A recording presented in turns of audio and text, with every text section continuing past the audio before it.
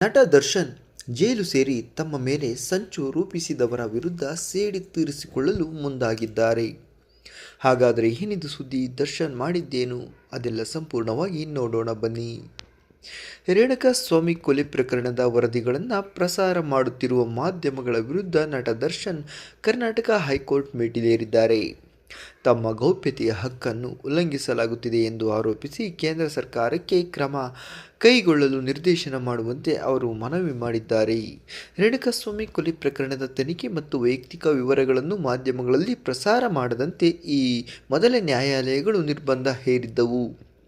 ಆದರೆ ದೃಶ್ಯ ಮಾಧ್ಯಮಗಳು ಈ ಆದೇಶವನ್ನು ಪದೇ ಪದೇ ಉಲ್ಲಂಘಿಸುತ್ತಿವೆ ಎಂದು ಆರೋಪಿಸಿ ನಟ ದರ್ಶನ್ ಕರ್ನಾಟಕ ಹೈಕೋರ್ಟ್ ಮೆಟ್ಟಿಲೇರಿದ್ದಾರೆ.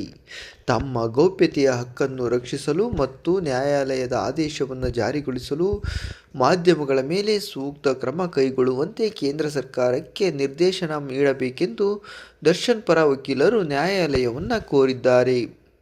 ಕೇಂದ್ರ ಸರ್ಕಾರವು ತನ್ನ ನಿಲುವನ್ನು ತಿಳಿಸಲು ಸಮಯಾವಕಾಶ ಕೋರಿದ ಹಿನ್ನೆಲೆಯಲ್ಲಿ ನ್ಯಾಯಪೀಠವು ಈ ಅರ್ಜಿಯ ವಿಚಾರಣೆಯನ್ನು ಏಪ್ರಿಲ್ 6ಕ್ಕೆ ಮುಂದೂಡಿದೆ. ಈ ತೀರ್ಪು ಮಾಧ್ಯಮಗಳ ಪ್ರಸಾರ ಸ್ವಾತಂತ್ರ್ಯ ಮತ್ತು ವ್ಯಕ್ತಿಯ ಗೌಪ್ಯತೆಯ ಹಕ್ಕಿನ ನಡುವೆ ಚರ್ಚೆಗೆ ಮತ್ತು ವೇದಿಕೆ ಒದಗಿಸಿದೆ. ಅಂತೂ ಇಂತೂ ದರ್ಶನ್ ಅವರು ಜೈಲಿನಿಂದಲೇ ಮಾಧ್ಯಮಗಳ ಮೇಲೆ ಸೇಡಿ ತೀರಿಸಿಕೊಳ್ಳಲು ಮುಂದಾಗಿದ್ದಾರೆ. ಈ ಬಗ್ಗೆ ನಿಮ್ಮ ಅನಿಸಿಕೆ ಅಭಿಪ್ರಾಯಗಳನ್ನು ಕಮೆಂಟ್ ಮಾಡಿ ತಿಳಿಸಿ.